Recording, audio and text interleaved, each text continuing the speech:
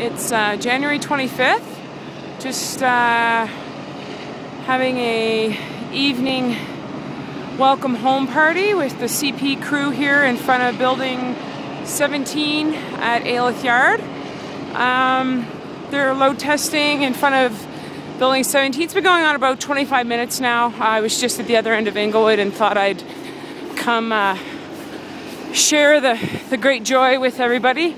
So yeah, I'd say the train's about 6 or 7 back. I know it's dark on the video, but I don't know if the noise can pick up, but it is absolutely incredible. We might as well be at the Calgary airport. And again, typical this time of night, so you can't see the spewing diesel that's going into the environment.